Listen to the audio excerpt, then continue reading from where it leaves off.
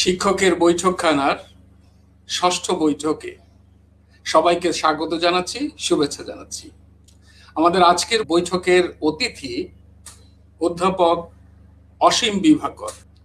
৮টা থেকে প্রায় ৯টা পর্যন্ত এই ১ ঘন্টা আলোচনা হবে তার শৈশব নিয়ে, ছাত্র জীবন, শিক্ষকতা, লেখালেখি। অর্থাৎ আজকে আমরা কথা বলবো অধ্যাপক অসীম বিভাকরকে দিয়ে। তিনিও একজন স্বনামধন্য শিক্ষক। আমরা দেখেছি সারা জীবন শিক্ষকতা করার পরেও শেষ জীবনে এসেও প্রিয় ছাত্র খুঁজে পাওয়া যায় না, ছাত্ররা তার প্রিয় শিক্ষককে খুঁজে পায় না।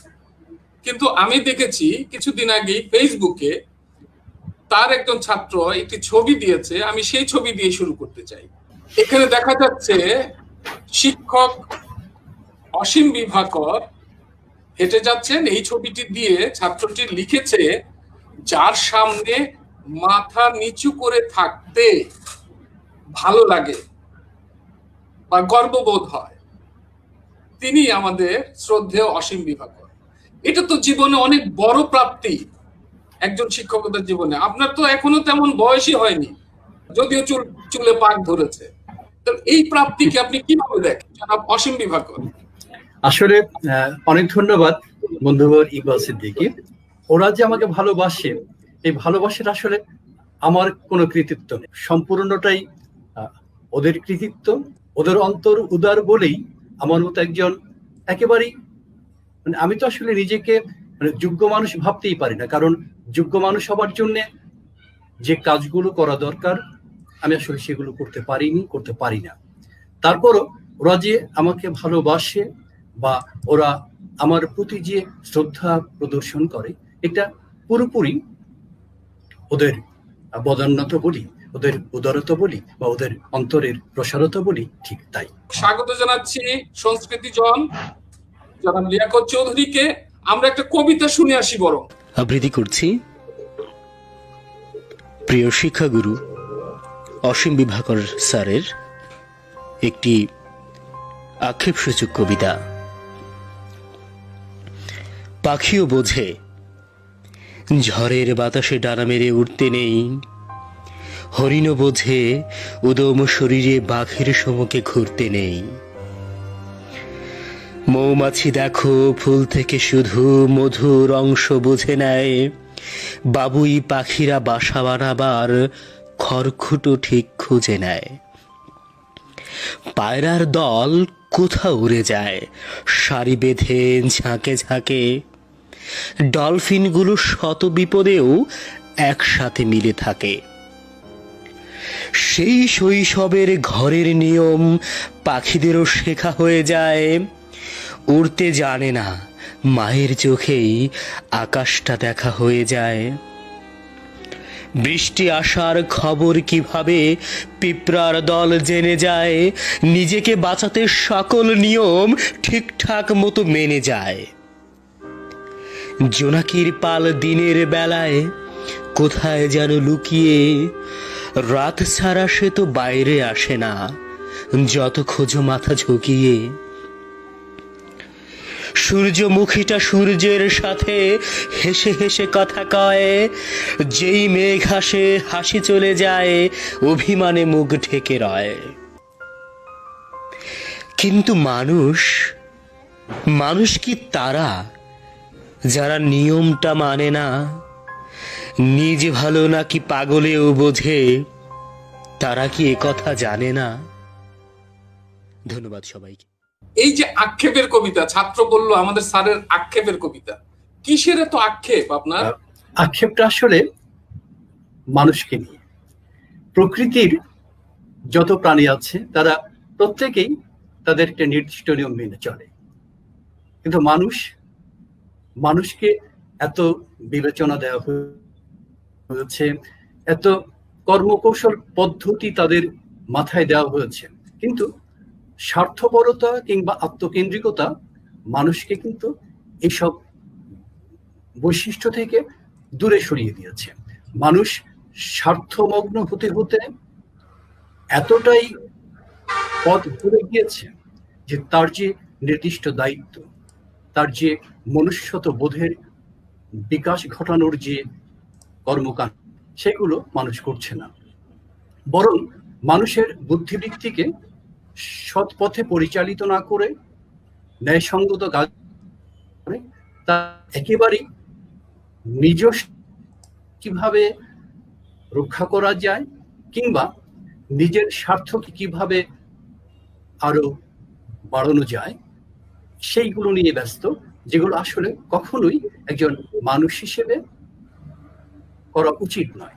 যেমন এই কথাটা আমরা প্রত্যেকেই জানি, সবসময় বলি যে বৃক্ষ জন্ম থেকেই বৃক্ষ, পশু জন্ম থেকেই পশু, কিন্তু মানুষ জন্ম থেকেই মানুষ নয়।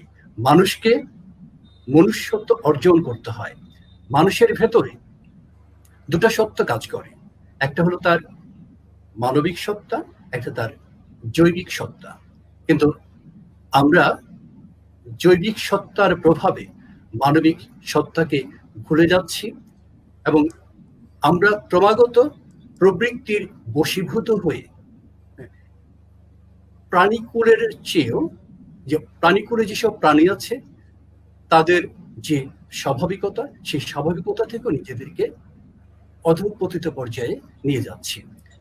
এবং এই আক্ষেপ থেকেই আমি বলেছি যে আসলে প্রকৃতির প্রতিটি প্রাণী ঠিক ঠিক নিয়মগুলো পালন করে, কিন্তু আমরা ঠিক ঠিক পালন করি না। যেমন এই যে করোনা মহামারী, বারবার বলা হচ্ছে স্বাস্থ্যবিধি মেনে চলার জন্য, মাস্ক পরার জন্য, আমরা সেগুলো তোয়াক্কাই করছি না, আমরা সেগুলো পাত্তাই দিচ্ছি না। আমরা স্বাস্থ্যবিধি মানছি না, আমরা সামাজিক দূরত্ব মানছি না, এবং নিজেকে সুস্থ রাখার জন্য যে বিধিগুলো পালন করা দরকার আমরা কিছুই করছি না। মূলত এই আক্ষেপ থেকেই, এই কষ্টবোধ থেকেই এই কবিতাটা আসলে লিখেছিলাম। লিয়াকত চৌধুরী, আপনার লেখালেখি নিয়ে কি মনে করেন? আপনার এত আক্ষেপ কেন? আপনি তো আপনার ব্যাখ্যা দিয়েছেন, কিন্তু পাঠক হিসেবে বা আমরা আপনার ভক্ত হিসেবে আমাদের দৃষ্টিতে, পাঠকের দৃষ্টিতে বা সমালোচকের দৃষ্টিতে আপনার আক্ষেপকে সমালোচকরা কিভাবে দেখছেন, পাঠক কিভাবে দেখছেন? জীবনে বহু সংকট আপনি পার করেছেন, নানা রকম। এখন আপনি কি সংকট পার করছেন বা কিভাবে উত্তরণ করেছেন? আসলে সংকটকে আমরা যখন মনে করি সংকট, তখন সেটি সংকট। মানে সংকটের বিষয়টা আসলে পুরোপুরি মানসিক। বাধা দেখা দিচ্ছে, কিন্তু সবসময় আমার কাছে মনে হয়েছে যে বাধাটা যারা দিচ্ছে বা বাধাটা যে দিক থেকে এসছে, আসলে সমস্যাটা তাদের সমস্যা ভেবে আমি সেগুলোকে আসলে নিজের উপরে নিতে খুব কম চেষ্টা করেছি। ফলে সাময়িকভাবে আমাকে বিধ্বস্ত করেছে, সাময়িকভাবে আমি কিন্তু পরবর্তী সময়ে সেগুলোকে আবার ঠিকঠাক মতোই পথে চলার চেষ্টা করেছি। আমরা যদি আমার পারিবারিক জীবনের কথা বলি, আমরা কিন্তু একেবারেই একটি মধ্যবিত্ত পরিবার থেকে এসেছি। আমার দাদা ছিলেন স্বশিক্ষিত, প্রাতিষ্ঠানিকভাবে শিক্ষিত ছিলেন না, তার জ্ঞানের পরিধি অনেক ব্যাপক ছিল। ওই পরিবার থেকে আমার বাবা বেরিয়ে আসেন এবং সেই বেরিয়ে আসার মধ্যে পারিপার্শ্বিক প্রতিকূলতা ছিল, প্রতিবেশগত প্রতিকূলতা ছিল, স্কুল ছিল অনেক দূরে। সেই জায়গা থেকে উনি বের হয়ে আসলেন এবং তিনি যখন পড়াশোনাটা শুরু করলেন, তখন আশেপাশের খুব কমজনই পড়াশোনা করেছে। তিনি উচ্চশিক্ষা গ্রহণের অনেক এলাকার মধ্যে তিনি প্রথম উচ্চশিক্ষা নিয়ে বেরিয়ে আসলেন। তো তার এই অভিজ্ঞতাগুলো আমাদের জীবনে কাজে লেগেছে এবং তিনি সবসময় আমাদের বলতেন যে কিভাবে এই প্রতিবন্ধকতাগুলো অতিক্রম করতে হয়। ফলে যে সংকটগুলো আমাদের সামনে এসছে, সেই সংকটগুলো বাবার অভিজ্ঞতার আলোকে আমরা সেই সংকটগুলো খুব সহজেই মোকাবেলা করতে পেরেছি। ফলে যেটা হয়েছে যে হ্যাঁ, সেটা সাময়িকভাবে হয়তো আমার মনোজগৎকে কিছুটা প্রভাবিত করেছে, মনোজগৎ কিছুটা সংকটে ফেলেছে, কিন্তু তারপরে আবার সেই সংকট থেকে বেরিয়ে আসার একটা পথ তৈরি হয়েছে। এবং এইভাবেই সামনে এগিয়েছি মানে কতটুকু সামনে এগোতে পেরেছি সেটা মানে একেবারেই প্রশ্ন সাপেক্ষ, আদৌ সামনে এগোতে পেরেছি কিনা।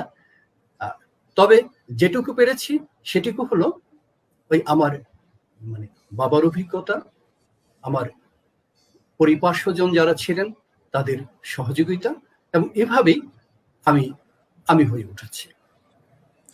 আপনার বাবা তো শিক্ষক ছিলেন, আমরা তাকে শিক্ষক হিসেবে দেখেছি, এবং তিনিও বাংলা পড়াতেন, এবং তিনি এক সময় কাজী আজমউদ্দিন কলেজের প্রিন্সিপাল হয়েছিলেন। তো আপনিও বাংলা পড়াচ্ছেন, আমাদেরই একজন সহকর্মী, তিনিও বাংলার প্রভাষক। আপনি তাকে চেনেন ব্যক্তিগতভাবে, মোহাম্মদ তারিকুল ইসলাম জনি। তিনি জানতে চেয়েছেন শিক্ষকতাকে পেশা হিসেবে বেছে নেওয়ার ক্ষেত্রে আপনার অনুপ্রেরণা কি ছিল। আরেকজন আবার মন্তব্য করেছেন, শিউলি বেগম, দুজনই আমার খুব প্রিয় মানুষ। আমরা তো এখন এখানে 3 জন আছি, আসলে তিনি কোন দুজনকে প্রিয় হিসেবে বেছে নিয়েছেন আমি ঠিক জানি না। লিয়াকত হয়তো তখন অফ স্ক্রিনে ছিলেন, সেই জন্য শিউলি এটা বলেছে যে মানে আপনি কেন শিক্ষক হলেন? আসলে আমার প্রথম জীবনের ইচ্ছাটা ছিল হলো সমাজ পরিবর্তনের একজন সৈনিক হব। তারপর সেই স্বপ্ন থেকে যে কোনো কারণে হোক আমি কিন্তু সমাজ পরিবর্তন হোক এই ইচ্ছাটা আছে। তারপরে ইচ্ছাটা প্রথম থেকেই ছিল যে জীবনে যদি কিছু করি তাহলে শিক্ষকতাকেই গ্রহণ করব, এবং এখানে আমার যতটুকু মনে হয় আমার বাবাই এখানে আমার প্রধান প্রেরণা। কেননা বাবাকে শিক্ষক হিসেবে দেখেছি, এবং বাবা শিক্ষকতাকে মনে করতেন একটি ব্রত। তাকে যখন বলা হতো আপনি কি চাকরি করেন, বাবা বলতেন আমি চাকরি করি না, আমি শিক্ষকতা করি। এবং একটা বিষয় আমি সবাইকে জানিয়ে রাখতে চাই যে শিক্ষকতা পেশার বাইরে আমি আর কোথাও একটি আবেদনও পেশ করিনি। শিক্ষকতা পেশাকে নিয়েছি এই জন্যে যে আসলে শিক্ষক তার কথাকে বা তিনি যা ভাবেন সে ভাবনাগুলোকে অনেকের মধ্যে ছড়িয়ে দিতে পারেন। যেমন এই যে একটু আগে বললাম যে মনুষ্যত্ব, মানবিকতা, বৃক্ষ জন্ম থেকে, এই কথাগুলো আমি সারাক্ষণই অন্তরে লালন করি, এবং শিক্ষকতা ছাড়া এই কথাগুলো কিন্তু এভাবে প্রজন্মের কাছে পৌঁছানো যেত না। এবং সেই স্বপ্ন থেকেই, সেই দায়িত্ববোধ থেকে, কিংবা সেই ভালোবাসা থেকেই আসলে আমি শিক্ষকতাকে গ্রহণ করেছি, এবং আমি নিজেকে শিক্ষক হিসেবে পরিচয় দিতে খুব গর্ববোধ করি। শিক্ষক হিসেবে যখন শিক্ষার্থীদের সামনে দাঁড়াই, সত্যি সত্যি আমি তখন নিজেকে একটু অন্য উচ্চতায় নিয়ে যাই, বা নিজের ভেতরটা তখন অনেক বড় হয়ে ওঠে যে না, আমি আমার স্বপ্নের জায়গায় দাঁড়াতে পেরেছি। লিয়াকত চৌধুরী এসেছেন, আবার জানি না কখন তিনি যাবেন, কখন তিনি আমাদের থেকে বিচ্ছিন্ন হয়ে যাবেন। তো আমি সেই জন্য লিয়াকত ভাইয়ের কাছে আগে যেতে চাই। যে প্রশ্ন ছিল এর আগে, অসীম বিভাকরের কবিতায় এই আক্ষেপকে আপনি কিভাবে দেখেন? জানি না কখন কেটে যাবে, আমি জানি না ঠিক। আমি একটু ভূমিকা দিয়ে নেই, তারপরে আমি আমার যে প্রশ্নটি করেছেন সেই প্রশ্নটির উত্তরটা আমি দেব। সম্প্রতি প্রয়াত অলোক রঞ্জন দাশগুপ্ত তিনি একটি কবিতায় বলেছেন, ছন্দ ছাড়বো না। তার অর্থ তিনি কবিতা লিখবেন, ছন্দকে তিনি বাদ দেবেন না। ছন্দ কেন কবিতায়? কারণ ছন্দ কবিতার মূল যে মাচা, মঞ্চ, সেটাই তৈরি করে। ছন্দ না থাকলে তো আর কবিতা হতে পারে না। আমি এই ছন্দকে বলতে চাই স্পন্দন। স্পন্দন আর মিটার, মানে মূল ছন্দের ভিতরে পার্থক্য আছে। আমি যদি ছন্দ নিয়ে বলতে চাচ্ছি, এখন ছন্দের ব্যাপারটা হচ্ছে এই যে কবি আসলে কোনো কিছুকে প্রকাশ করেন না, প্রকাশ করতে চান না। তিনি আসলে শব্দকে এমন ভাবে সাজান যাতে করে একটা ছন্দবোধ তৈরি হয়, এবং এই ছন্দের ভিতরেই একটা কথা বলা বলি শুরু হয়ে যায়। অনেকে বলেন আসলে কবিতা হচ্ছে সাউন্ড, অর্থাৎ সাউন্ডের ভিতর দিয়ে আসলে কবি আসলে সাউন্ড নির্মাণ করেন, শব্দ নির্মাণ করেন, ধ্বনি নির্মাণ করেন, এবং তার ভিতর দিয়েই কিন্তু কবিতা আসলে হয়ে ওঠে। আরেকটি কথা বলছে, আমি ছন্দের কথাটা একটু পরে আসছে, আরেকটি কথা বলেছেন প্রয়াত অলোক রঞ্জন দাশগুপ্ত। তিনি বলছেন যে কবিরা এখন কেন লিখবে, কারণ সমস্ত মূল্যবোধ যখন ভুলণ্ঠিত, মানে বিপর্যয় ঘটেছে, তখন কবিরা কেন লিখবেন, লেখে কি হবে, কেন লিখবেন তিনি তার উত্তরটা দিয়েছেন যে না, কবিকে লিখতেই হবে। কারণ কবি যদি না লেখেন কিছু, তিনি যদি তার দিনপঞ্জি গুলো না লেখেন, কবি দিনপঞ্জি লিখছেন, তার আত্মস্মৃতি লিখছেন, তার জীবনী লিখছেন কবিতার ভিতর দিয়ে। রবি ঠাকুর এই কথাটা কিন্তু বলেছিলেন একবার, যে আসলে আমরা আসলে আত্মজীবনী লিখি কবিতার ভিতর দিয়ে বা গল্পের ভিতর দিয়ে। তাহলে আমরা বলতে চাই যে কবিরা লিখবেন, কবিরা এত বেশি স্পর্শকাতর হয়ে ওঠেন পরিপার্শ্বের ভিতর দিয়ে, তিনি পরিপার্শ্বকে সবসময় একটা ডায়লগ করেন, পরিপার্শ্বের সঙ্গে কথা বলেন, খুব খুব আবেগময় দৃষ্টিতে তিনি দেখেন এই পরিপার্শ্বকে। যদি তাই দেখেন তাহলে কবিকে লিখতে হয়, কবি না লিখে পারবেন না, লিখবেনই। আর এটাও তো সত্য, যদি মিথ বেঁচে থাকে, মিথ মানে হচ্ছে আর আদি মানুষের একটি কল্পনা যদি বেঁচে থাকে, সেই মিথ যদি বেঁচে থাকে কবিতাও বেঁচে থাকবে, কারণ কবিতা একটা মিথ। সেই মিথকে ধারণ করাই কবির একমাত্র কাজ। কবি লিখবেন, কি লিখবেন, তিনি তার মতো করে লিখবেন, এবং লিখবেন ভালো পারুন মন্দ পারুন, আক্ষেপ আসুক বা পদক্ষেপ আসুক, তিনি লিখবেন, হতাশা আসে থাকবে, তিনি তা লিখবেন। কিন্তু লেখার ভিতর দিয়ে একটি মূল্যবোধ তৈরি থাকবে, একটি মূল্যবোধের জায়গা যদি তৈরি থাকে, তাহলে আমরা জিনিসগুলো ভালোভাবে বুঝতে পারবো। এখন কবি অসীম বিভাকর একটি আক্ষেপ সূচক কবিতা লিখেছেন, কবিতাটি আমার কাছে আছে, আমি পড়েছি। তিনি যে কথাটা এখানে বলবার চেষ্টা করেছেন, আমি যেটুকু বুঝতে পেরেছি সেটা হচ্ছে এই, যে প্রকৃতির যে ছন্দ এবং মানুষের যে ছন্দ, সেই জায়গাটা একটা ছন্দ পতন ঘটে গেছে, প্রকৃতির সঙ্গে মানুষের কোনো মিল নাই, প্রকৃতি থেকে মানুষ দূরে চলে গেছে। তাই যদি হয়ে থাকে, পিঁপড়েরা সব বোঝে, পাখিরা সব বোঝে, নদী সব বোঝে, কিন্তু মানুষ কেন তার বোধি বৃক্ষের কাছে বন্ধা হয়ে গেল, এই সন্ধ্যাবেলা তৈরি হলো। বোধি বৃক্ষ একটি মিথ, আমরা জানি অনেকটা। তথাকথ বুদ্ধ এই বোধি বৃক্ষের তলে বসেই আসলে বোধিপ্রাপ্ত হয়েছিলেন। তো তাই যদি হয়ে থাকে, মানুষ তাহলে কি বোধির জায়গা থেকে, বোধনের জায়গা থেকে, প্রজ্ঞার জায়গা থেকে দূরে সরে গেল? এই যে দূরে সরে গেল, এইটাই একটি আক্ষেপ তৈরি হয়েছে কবি অসীম বিভাকরের কাছে। তিনি বিভা ছড়াতে চান, কিন্তু এখানে একটি বিভা আছে, আমি বলে মনে করি আছে। তাহলে তিনি কি চান? তার চাওয়ার ভিতরে যে জায়গাটা, ডায়লগটা তৈরি হয়েছে, সেটা হচ্ছে এই, যে প্রকৃতির সঙ্গে আমাদের মিশতে হবে, প্রকৃতির ভিতরে আমাদের থাকতে হবে, এবং প্রকৃতির সঙ্গে যখন দূরে সরে যাব তখন আর মানুষ থাকবে না। সেই জায়গা থেকে তার আক্ষেপ তৈরি হয়েছে। মার্কুইজ একটা কথা বলেছিলেন যে কবিরা সবকিছুই ইতিবাচক দিক থেকে দেখেন, অ্যাফার্মেটিভ হয়ে ওঠেন, নাকে হা হয়ে ওঠে আসলে জায়গাগুলোতে। তিনি ধরেন জীবনানন্দ এক অদ্ভুত আধার এক লিখেছেন, কিন্তু তাই বলে তিনি কিন্তু হতাশার কথা বলেন, তিনি কিন্তু আমাদের বিনির্মাণের কথা বলছেন। তিনি বলছেন যে হ্যাঁ, তোমরা নির্মাণ করো, আধারকে ঘুচিয়ে দাও।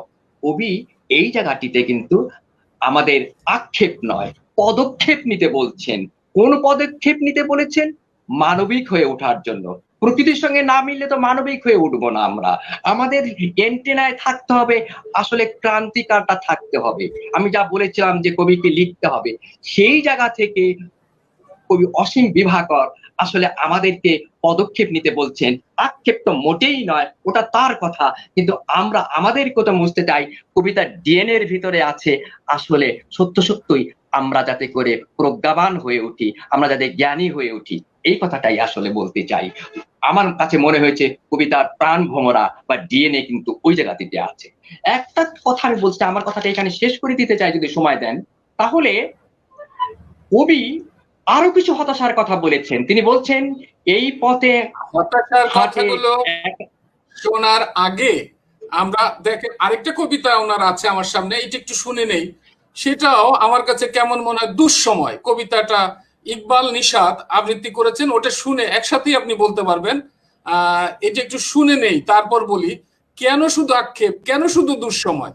আমরা কবিতাটা একটু কষ্টে শুনে পড়ে মৌমাছি ঝাঁক, কষ্টে পড়ে পাখির দল,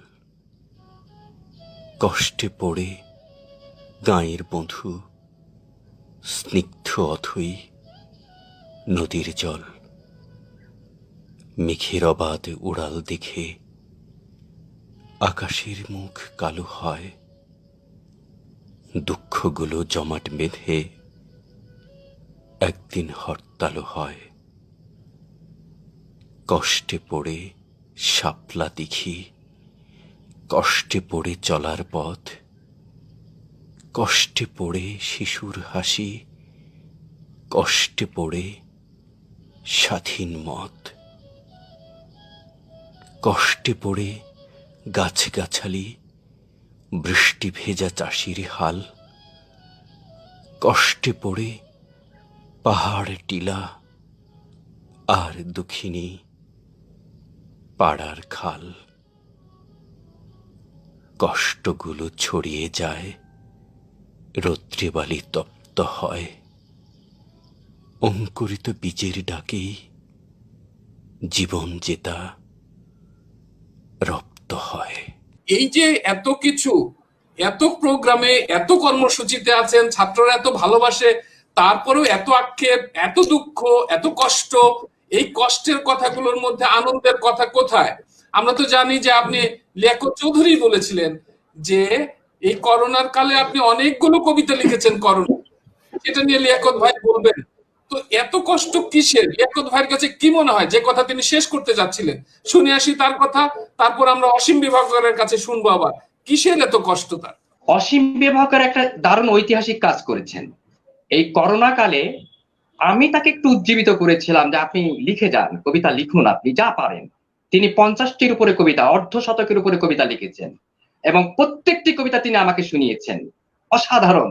আমি কখনো মনে হয়েছে যে না আমার ভালো লাগছে না, আমি বলেছি যে আমার ভালো লাগেনি, আপনি একটু চেঞ্জ করুন, পরিবর্তন করুন। পরিবর্তন করেছেন উনি দারুণ ভাবে আসলে মানুষকে নিতে চান, গ্রহণ করেন মানুষকে, রিসিপশন পাওয়ার তার অনেক।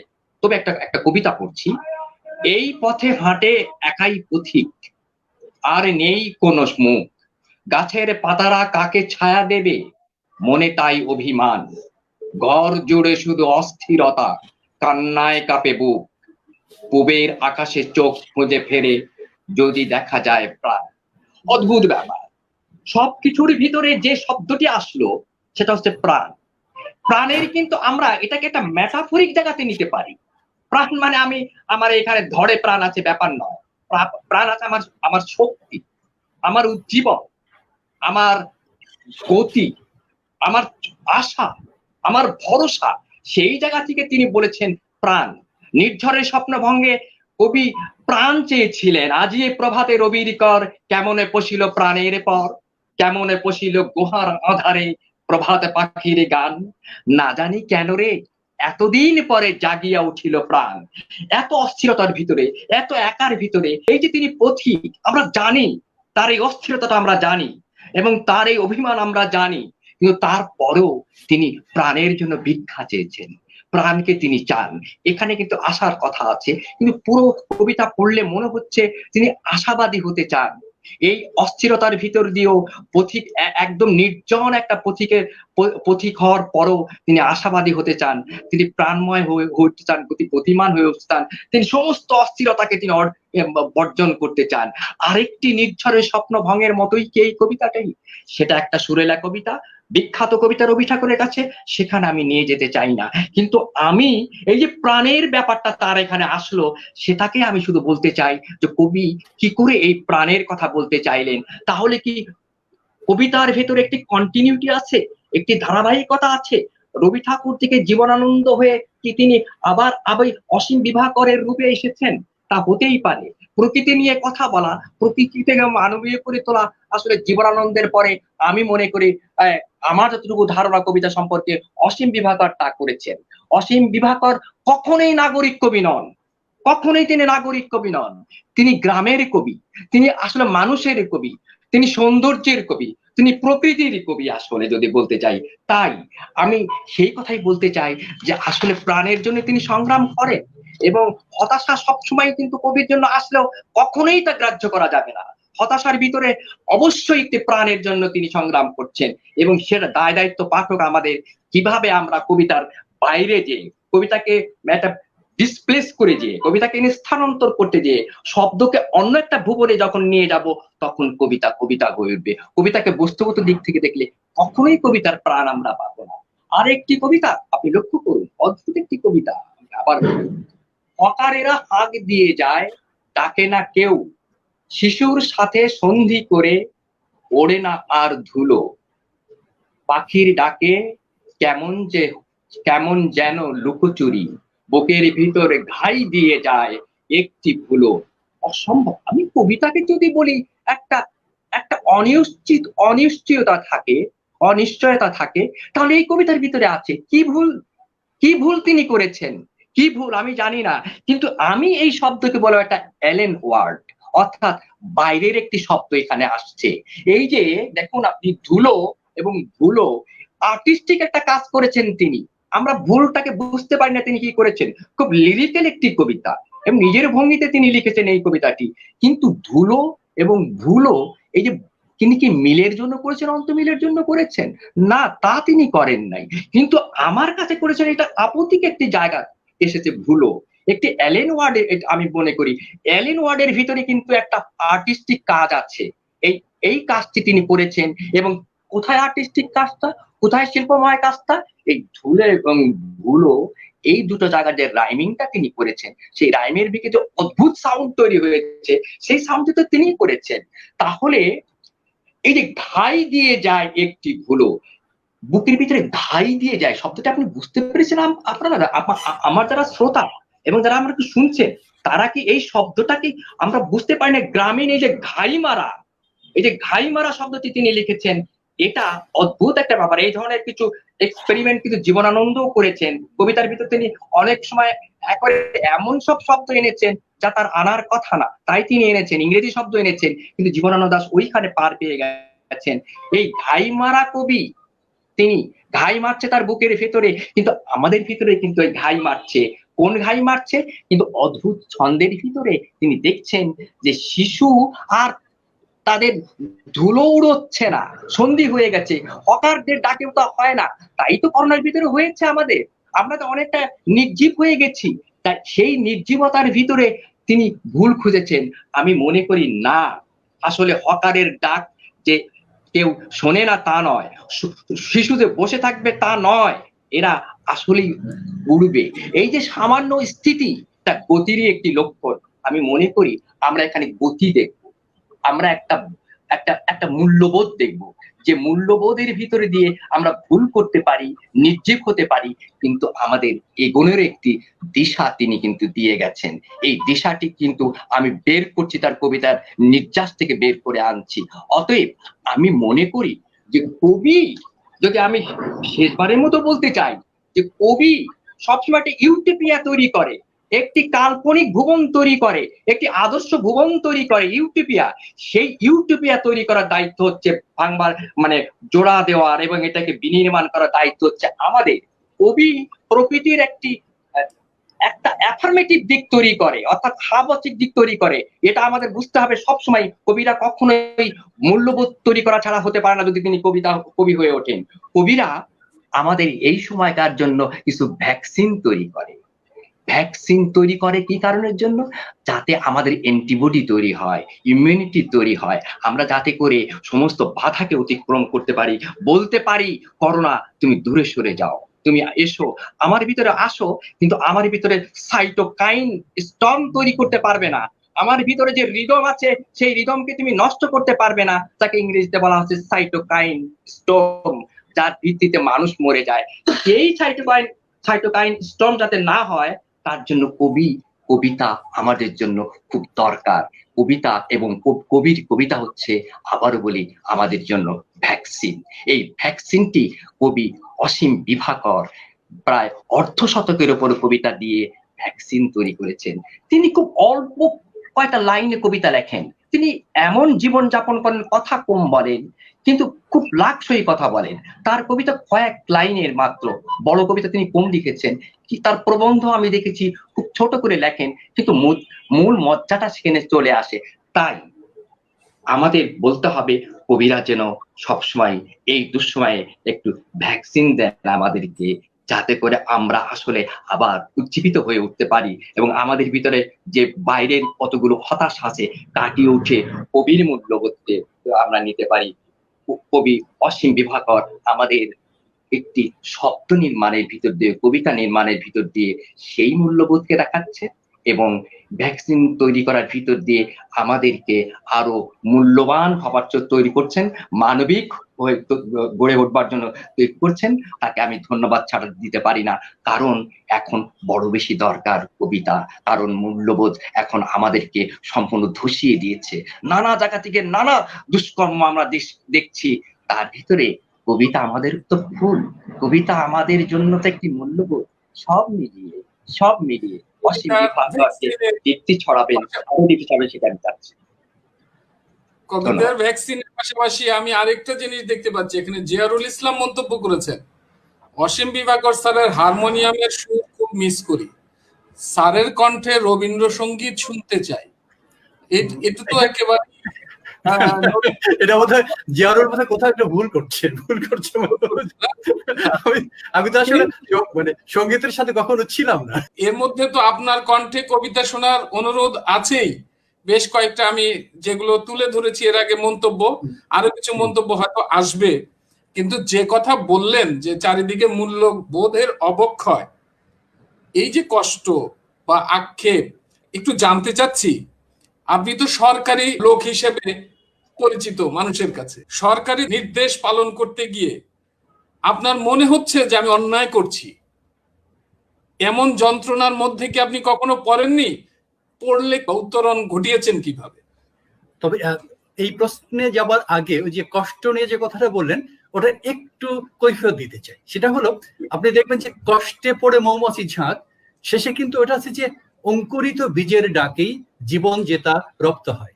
আমি ওখানে জবাবটা দিয়ে দিয়েছি যে আসলে বীজ অঙ্কুরিত যেভাবে হয়, সেই অঙ্কুরোদ্গমটা যদি আমরা খেয়াল করি, তাহলে এই কষ্ট থেকে আমরা পরিত্রাণ পেতে পারি কিংবা কষ্টকে আমরা জয় করতে পারি। আর দায়িত্ব পালন করতে গিয়ে, সেটা সরকারি হোক বেসরকারি হোক, হ্যাঁ অনেক সময় পছন্দ হয়নি, কিন্তু আমাকে সেটা স্বীকার করে নিতে হয়েছে। এবং এই করে নেয়া একটা কষ্ট আসলে আমাকে সারাক্ষণই অন্তরকে দগ্ধ করে এবং সারাক্ষণই আমি অনুশোচনায় দগ্ধ হই। এবং আমি মানে যদি সম্ভব হতো তাহলে নিজেকে হয়তো ওই জায়গা থেকে সরিয়ে নিতাম, কিন্তু বেঁচে থাকার প্রয়োজনে, বেঁচে থাকা মানে হলো বেঁচে থাকা না তো, জীবন ধারণের প্রয়োজনে, জীবিকা নির্বাহের প্রয়োজনে আসলে আমাদের অনেক কিছু মেনে নিই। এবং আমি আজকে সকালবেলা ভাবছিলাম, এই যে মেনে নিই, আসলে এই মেনে নেওয়া কিন্তু সৃজনশীলতার পক্ষে কখনোই সহায়ক নয়। কেননা যারা মেনে নিয়েছে, যারা আনুগত্য স্বীকার করে জীবনযাপন করেছে, তারা কখনো সৃষ্টিশীল মানুষ হতে পারেনি। আমরা যদি ইতিহাসের দিকে তাকাই, যত সৃষ্টিশীলতা সবই না মেনে হয়েছে, সবই অস্বীকার করে হয়েছে। একটা গাছ লাগিয়ে দেওয়া হয়েছে, আমি বলবো যে হ্যাঁ এই গাছটাই হলো চূড়ান্ত, আমি কিন্তু আর নতুন গাছ লাগালাম না। কিন্তু আমি যদি বলি যে না, এই গাছের চেয়েও আমার কাছে ভালো গাছ আছে, এই ফলের চেয়েও আমার কাছে ভালো ফল আছে, তখনই আমি আরো একটি গাছ লাগাবার জন্য, আরো একটি ফলদ বৃক্ষ লাগাবার জন্য উদ্যোগী হব এবং আমি আরেকটি নতুন সৃষ্টির পেছনে ভূমিকা রাখতে পারবো। ওইটি আসলে ওই যে মানে যেটা বললেন যে আসলে কষ্ট হয়েছে কিনা, মানে একেবারে সেটা বলাই বাহুল্য। মাঝে মাঝে নিজেকে এত হীন মনে হয়, মাঝে মাঝে নিজেকে এত ক্ষুদ্র মনে হয়, যাহারে কেবলই এই পেট বাঁচাবার জন্য, কেবলই দুটা খেতে হবে বলে এই বিষয়গুলো মেনে নিচ্ছি। কি হবে নামে যদি এগুলো মেনে না নিই, কিন্তু তারপরও আমার যে বাস্তবতা, সেই বাস্তবতা বাধ্য করে সেগুলোকে মেনে নিতে। কিন্তু আমার মন, আমার যে সুকুমার বৃত্তি, সেগুলো প্রতিনিয়তই আমার সাথে বিদ্রোহ করে, প্রতিনিয়তই আমাকে দেখিয়ে দেয় যে তুমি তুমি থাকতে পারলে না, কারণ ওখানে তোমার যে কথাটি বলা দরকার ছিল কেবলই তোমার নিরাপত্তার জন্য, তোমার নিশ্চয়তার জন্য তুমি সেটাকে মেনে চলে এসছো। এবং এই যে আপনি একটু আগে সংকটের কথা বলছিলেন, দ্বন্দ্বের কথা বলছিলেন, আসলে এগুলো আমার মধ্যে ওই যে কষ্টটা আসে কোত্থেকে? এই কষ্টটা আসলে এসব জায়গা থেকে আসে। ধন্যবাদ। কিন্তু আমি তো আপনাকে ছাত্র জীবনে দেখেছি স্লোগান দিতে, সমাজ পরিবর্তনের স্লোগান। আমি তখন পত্রিকায় কাজ করি, আমি বাংলাদেশ অবজারভারের গাজীপুর প্রতিনিধি ছিলাম দীর্ঘদিন। আপনাকে আমি দেখেছি মিছিলের অগ্রভাগে। ছাত্র রাজনীতিতে আপনি অত্যন্ত সক্রিয় ছিলেন। যারা সাধারণত ছাত্র রাজনীতি যারা করত তাদেরকে মানুষ একটু দূর থেকে একটু বাঁকা চোখে দেখতো, কিন্তু আমরা খেয়াল করেছি আপনাকে সবাই ভালো চোখেই দেখতো এবং আপনাকে মনে করতো যে এরা কেন এই ছাত্র রাজনীতি করে টোরে, রাজনীতি ফাজনীতি এগুলো করে করে জীবনটাকে নষ্ট করছে, এরকম মন্তব্য আমরা শুনেছি। আবার কেউ কেউ এটাও বলতে শুনেছি কাউকে কাউকে যে হ্যাঁ, ভালো ছেলেরা রাজনীতি না করলে দেশের রাজনীতির পরিবর্তন আসবে কোত্থেকে। কিন্তু আপনি তো সেই রাজনীতি ছেড়ে টেরে দিয়ে একেবারে কি বলা হয় যে রাজনীতি থেকে বহু যোজন ধরে নিজেকে সরিয়ে নিলেন। তাহলে কি রাজনীতি করাটা আপনার জীবনে একটা ভুল সিদ্ধান্ত ছিল? কি মনে হয়? না, রাজনীতি করাটা ভুল সিদ্ধান্ত না। আসলে যারা বলে যে রাজনীতি ফাজনীতি ভালো ছেলেরা কেন করবে, আসলে তাদের রাজনীতিটা সেই মৌলিক ধারণাটাই নেই। যত অর্জন সবই কিন্তু রাজনীতির ফসল। আমি রাজনীতি করতে পারছি না তার মানে এই নয় যে রাজনীতি খারাপ ছিল। আমি রাজনীতি থেকে দূরে সরে এসেছি তার মানে এই নয় যে রাজনীতি নষ্ট বিষয়। জীবনে যদি এখনো, যেমন আমরা যদি যে নদী দূষণের কথা বলি, আমরা যদি পরিবেশ দূষণের কথা বলি, এই দূষণগুলো থেকে আমরা কেননা এর মধ্যে রাজনৈতিক সদিচ্ছাটা যুক্ত হয়নি। যদি এই বিষয়গুলোর সাথে রাজনৈতিক সদিচ্ছা যুক্ত হতো তাহলে কিন্তু নদীগুলো আমরা দূষণমুক্ত করতে পারতাম, পরিবেশকে আমরা দূষণমুক্ত রাখতে পারতাম। পারিনি, এটা আমার অক্ষমতা, আমার ব্যর্থতা। এটা আমি মনে করি যে যদি কোনো কিছু পরিবর্তন করতে হয়, যদি আমাদের জীবনকে একটি উচ্চতর মাত্রায় হলে সেটি রাজনীতির মাধ্যমে সম্ভব এবং রাজনীতি দ্বারাই সেটি করা যাবে। তাহলে আপনি নিশ্চয়ই আপনার ছাত্রদের রাজনীতির ব্যাপারে নেতিবাচক মন্তব্য করবেন না, সেটা আমরা বুঝতেই পেরেছি। কিন্তু এত কিছুর পরেও কি সীমাবদ্ধতা আপনাকে আহত করে বারবার? কবিতার সীমাবদ্ধতা বা জীবনের সীমাবদ্ধতা, দুটোই আমরা জানতে চাই। শিক্ষকতার সীমাবদ্ধতা। আরেকটা কথা বলে নেই এই ফাঁকে, যে আমি যতটুকু জেনেছি যে এসএসসি তে আপনি 2 নম্বরের জন্য ফার্স্ট ডিভিশন পান নাই। এজন্য যখন সবাই সাধারণত কি করে, এটার জন্য আবার রি এক্সামিনের জন্য অ্যাপ্লিকেশন করে, আপনি যখন আপনার বাবার কাছে বলেছিলেন যে আমি রি এক্সামিনের জন্য অ্যাপ্লিকেশন করতে চাই, তখন আমি যতদূর শুনেছি তিনি বলেছিলেন যে নম্বরের জন্য তুমি পরীক্ষা দাওনি, সুতরাং যা পেয়েছো রি এক্সামিন করতে হবে না বা অ্যাপ্লিকেশন করতে হবে না। এই ঘটনা কতটা মানে সঠিক বা আমি সঠিক জানি কিনা? একেবারে 100% সত্য। এবং আমাকে বাবা ফেল করার জন্য বলতেন, কিন্তু পরীক্ষার হলে গিয়ে কারো খাতার দিকে না তাকাতে বলতেন যে পরীক্ষা দিতে যাচ্ছিস, ভালো কথা, তুই ফেল কর, প্রশ্নের উত্তর যদি দিতে না পারিস ফেল করে অসুবিধা কি, কিন্তু কারোর সাথে কথা বলবি না কিংবা কারো খাতার দিকে তাকাবি না। যদি শুনি তুই কারো খাতার দিকে তাকিয়েছিস বা কারো সাথে কথা বলেছিস, বাসায় কিন্তু আসতে পারবি না। তার মানে বাবা আমাকে ফেল করলে পরে তার কাছে আশ্রয় ছিল, কিন্তু আমি যদি কোনো অন্যায় করি, কোনো অসততাকে অবলম্বন করি, সেখানে তার কোনো প্রশ্রয় ছিল না। মানে সেখানে আমি কোনো আনুকূল্য পেতাম না তার কাছে। ফলে এই যে পরীক্ষায় ভালো করতে হবে, প্রথম হতে হবে, দ্বিতীয় হতে হবে, এই চাপটা আমার মধ্যে কখনোই ছিল না। আমি যেমন বিএ পরীক্ষায় তৃতীয় বিভাগ পেয়েছিলাম, তো তৃতীয় বিভাগ পেয়ে আমি আস্তে আস্তে ভাবছিলাম যে এতদিন বাবা কিছু বলেননি, এইবার কিছু বলেনি কিনা। ওমা, উনি শুনে না অভিব্যক্তিতে না কথায় কোনো প্রতিক্রিয়া ব্যক্ত করলেন না।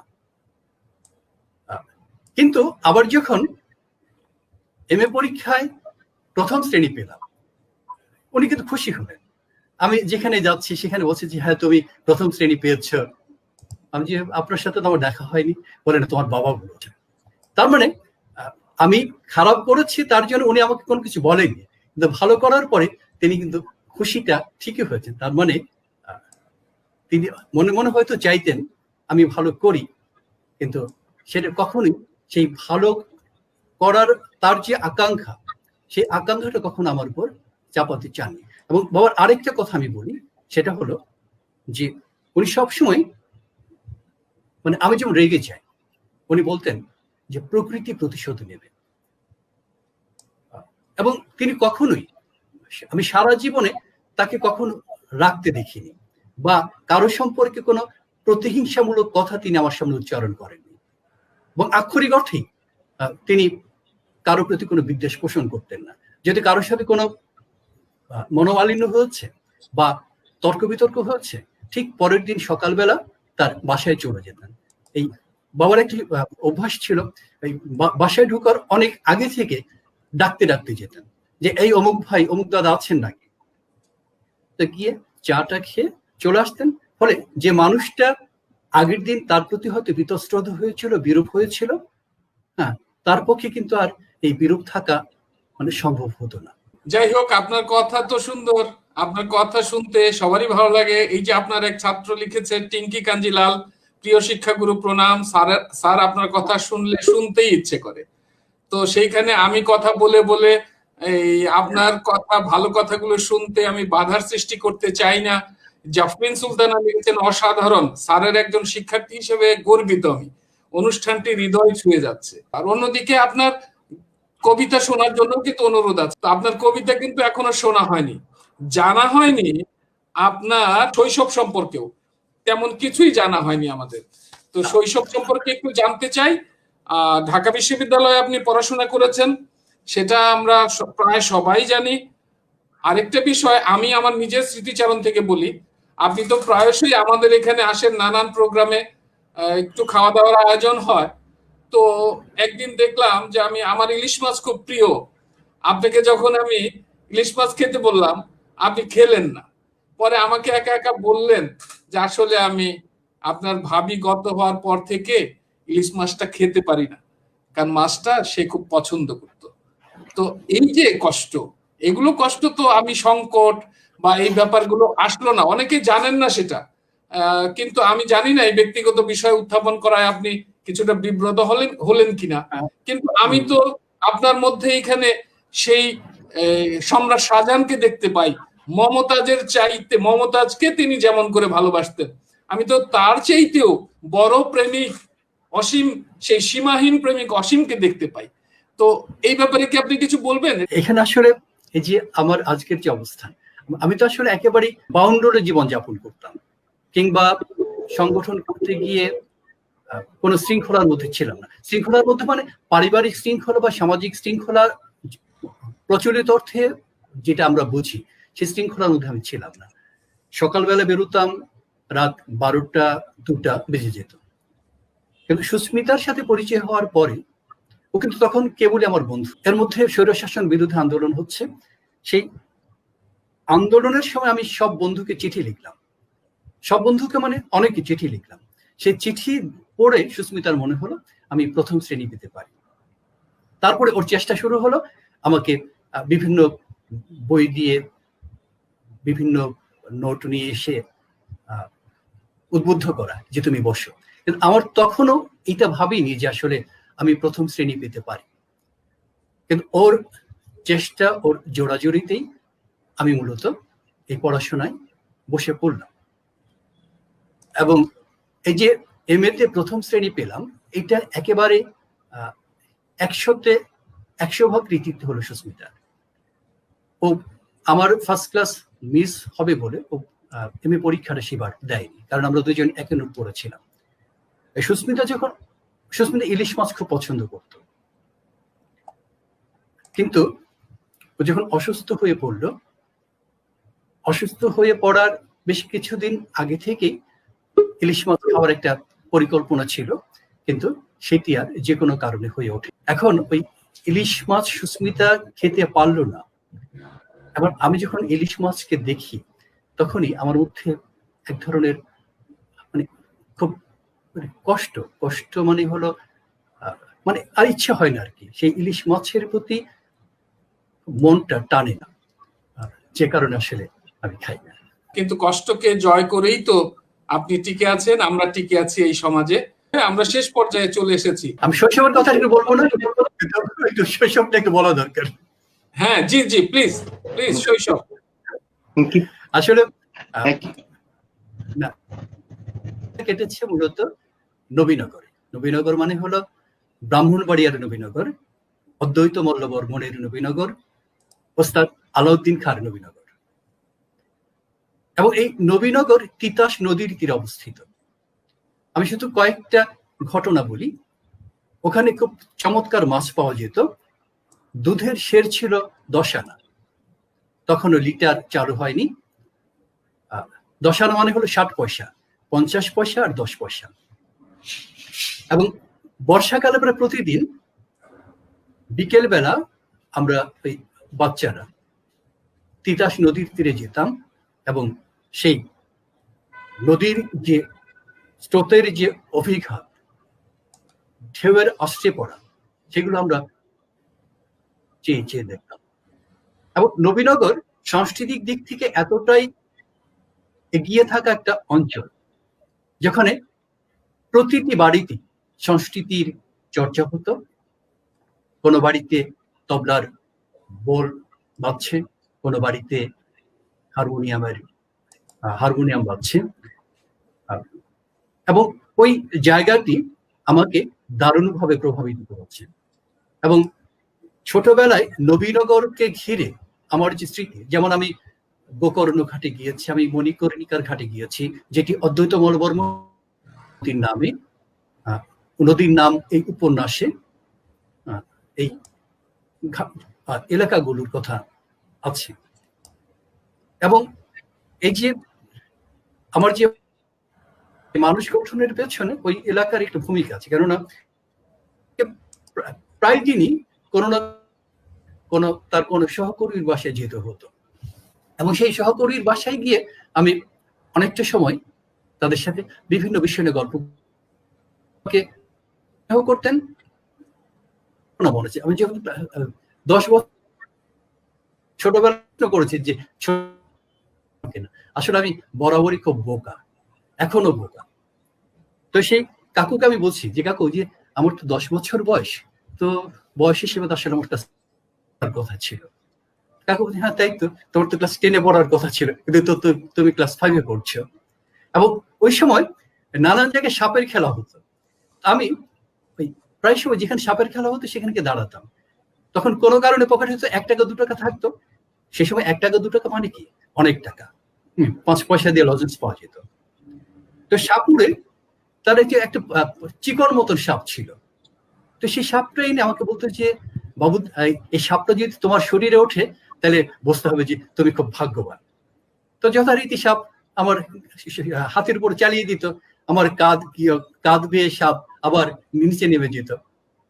ভয়ও লাগতো, আবার ওই নিজের সৌভাগ্যবান সেটা ভাবতেও ভালো লাগতো।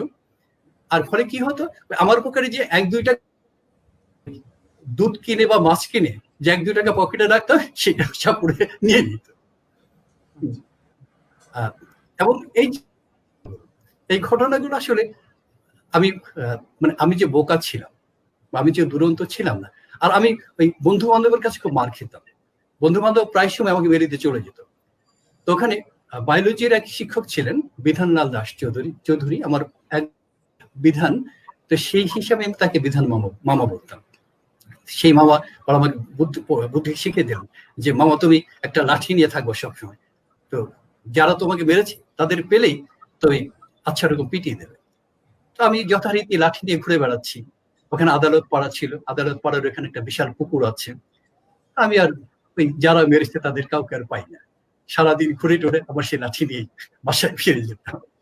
মানে এইভাবেই এবং ওখানে যেটা হতো যে প্রায় প্রতি সপ্তাহে কোনো না কোনো অনুষ্ঠান থাকতো, সাংস্কৃতিক অনুষ্ঠান থাকতো। ওখানে একটা কৃষি বোধহয় BRDC মানে বাংলাদেশ কৃষি উন্নয়ন কর্পোরেশন, এরকম ওদের তখন খুব চমৎকার ওদের অডিটোরিয়াম ছিল। বোধহয় ওই কৃষি উন্নয়ন কর্পোরেশনের অডিটোরিয়ামটাই সবচেয়ে সুন্দর ছিল। ওখানে প্রায় অনুষ্ঠান হতো, আমরা প্রায় ওই অনুষ্ঠান দেখতে যেতাম। আমার বন্ধুদের কথা এখন আর মনে নেই, বন্ধু বান্ধব তো নিশ্চয়ই ছিল। তা আমরা দলবেঁধে ওখানে যেতাম, ফুটবল খেলা হতো।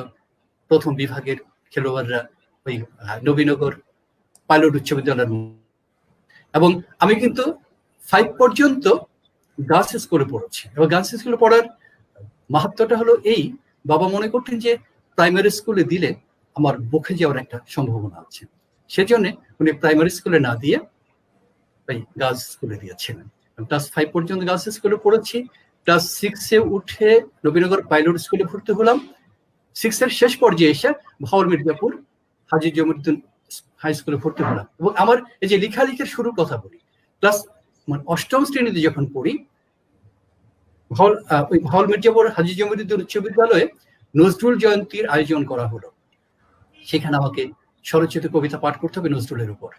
এবং সে মঞ্চে আছেন অধ্যাপক আবুহেনা মুস্তফা কামাল, অধ্যাপক নরেন বিশ্বাস, ডাক্তার জাফরুল্লাহ চৌধুরী। এবং সেই প্রথম আমার স্বরচিত কবিতা পাঠ এবং প্রথম আমার মঞ্চে ওঠা।